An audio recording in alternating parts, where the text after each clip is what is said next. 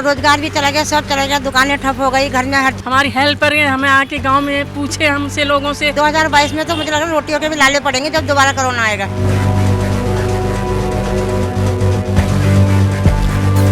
गांव में जाए, घर घर में जाए, भाई ये नहीं है वोट पड़ने के टाइम पे हाथ जोड़ लो। नमस्कार, मैं हूं आशीष तिवारी और आप देख रहे हैं टीवी न्यूज़ वायरस। दोस्तों, बीते कुछ दिनों से हम पहाड़ों में हैं। पहाड़ों में इसलिए हैं कि अब विधानसभा चुनाव धीरे धीरे करीब आ रहा है। दरअसल जो पहाड़ की राजनीति है वो पहाड़ की सड़कों की तरह ही टेढ़ी मेढ़ी है।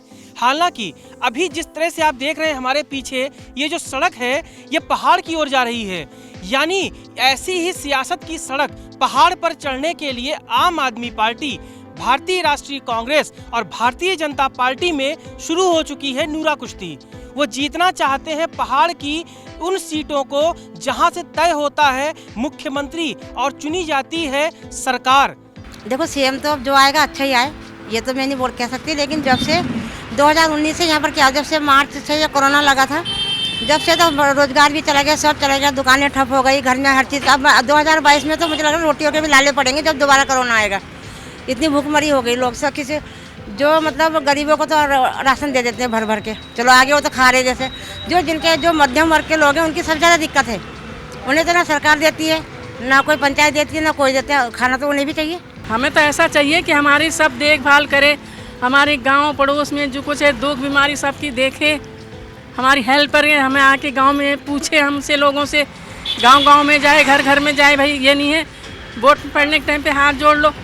70 विधानसभाओं में अब लगभग ये तस्वीर साफ हो चुकी है कि एक तरफ भारतीय जनता पार्टी होगी जिसका मुख्यमंत्री चेहरा कौन होगा ये कोई नहीं जानता। त्रिवेंद्र, तीरथ और धामी के बाद वो चौंकाने वाला नाम कोई भी हो सकता है। इसलिए भारतीय जनता पार्टी का जो एक हिस्सा है उस पर सवालिया निशान यानी क्वेश्चन मार्क है। दूसरी तरफ है आम आदमी पार्टी। आम आदमी पार्टी में कर्नल अजय कोटियाल को उन्होंने अपना चेहरा घोषित कर दिया है, यानी आर्मी का जो बैकग्राउंड है उसको कैश करने के लिए आम आदमी पार्टी पहाड़ में जोर लगा रही है। तीसरी तरफ कौन है? अब कांग्रेस का। विपक्ष में है कांग्रेस। सबसे बड़ा जो चेहरा है विपक्ष का वो कांग्रेस का है। हालांकि इसमें भी अंदर खाने खिचड़ी बहुत पक रही है। विपक्ष में है प्रीतम सिंह और जो मुख्यमंत्री बनने के लिए दावेदार बताए जा रहे हैं वो पूर्व मुख्यमंत्री हरीश रावत हैं। लेकिन जो सियासत है उत्तराखंड की इस बार युवाओं पर बहुत निर्भर करेगी, क्योंकि जो युवा वोटर हैं वो बड़ी संख्या में उत्तराखंड में लगातार निर्णायक साबित होते रहे हैं। तो आज का जो हमारा सर्वे है पहाड़ पर, हम ये जानने की कोशिश करेंगे जो पहाड़ के युवा हैं उनके जो आइडियल लीडर हैं यानी आदर्श नेता हैं वो कौन है। युवाओं के लिए आदर्श नेता के अंदर जो क्वालिटीज होनी चाहिए वो क्या है।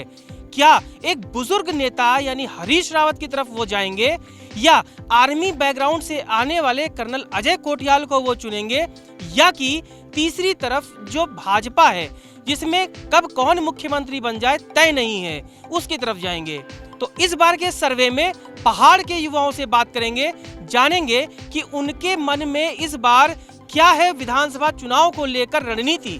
क्योंकि एक रणनीति नेता बनाते हैं जो फेल हो जाती है, क्योंकि ये जनता है, वोट तो उसे देना है, किसे रखना है किसे विदा कर देना है ये जनता तय करती है। चलिए पहाड़ चलते हैं, युवाओं के मन को टटोलते हैं और जानते हैं उनके मन की बात, उनका आइडियल नेता कैसा हो। चलिए पहाड़ चलते हैं।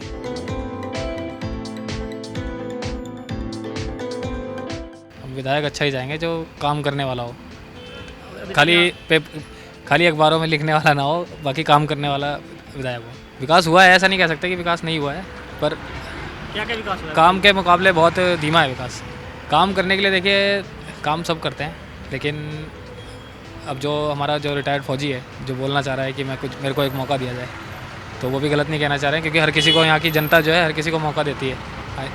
युवाओं के बारे में कुछ बोलना चाहिए? युवाओं के लिए सबसे बड़ी उम्मीद है जो आने वाले सीएम पद के उम्मीदवार हैं हमारे, जो आम आदमी पार्टी के नेता हैं जो वरिष्ठ, तो बस इतना ही कहना चाहूँगा। नेता आपका ठीक होना चाहिए जो लोगों का ध्यान रखे, काम का ध्यान रखे। जैसे समय प्राकृतिक आपदा आ रही हो उत्तराखंड में जगह जगह ध्यान रखे और काम से संतुष्ट हैं जो अभी तक काम हुआ है।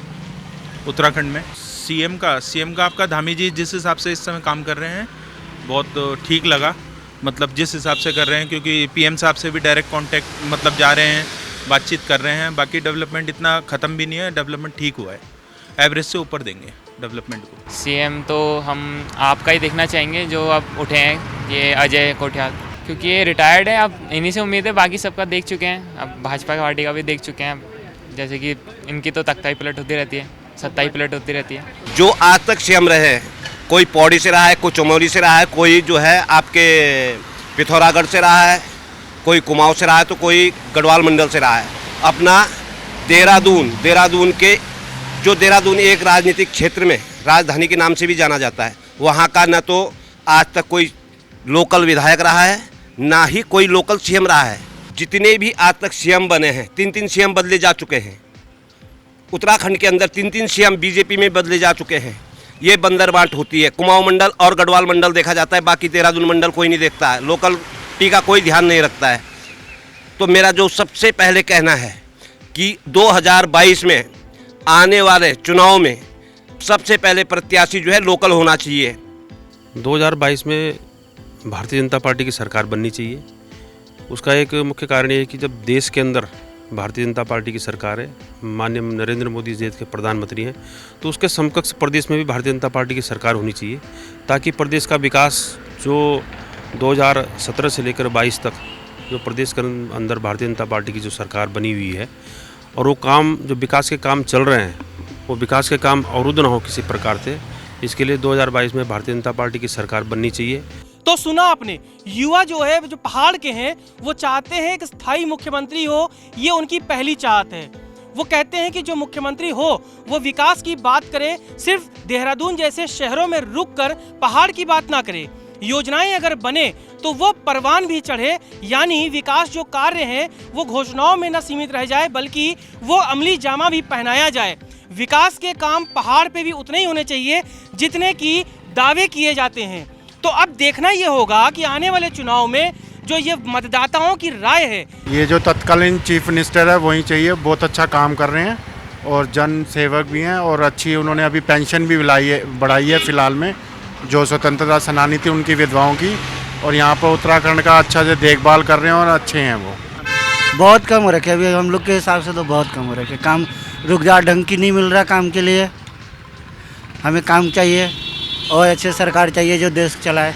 सरकार से हम वही विनती चाहेंगे कि हम लोग के लिए काम चाहिए, काम हमें मिलेगा तभी हम आगे कुछ कर सकते हैं। अगर इस बार भी उन्होंने जनता की उम्मीदों के मुताबिक काम नहीं किया तो आने वाले समय में धीरे धीरे जो युवा हैं वो कहीं ना कहीं उनके मन में एक विद्रोह की भावना होगी सियासत को लेकर।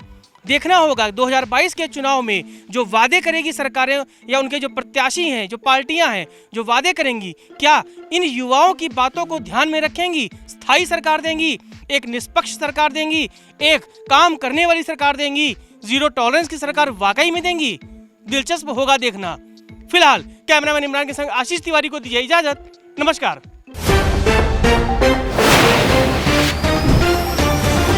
सत्य के साथ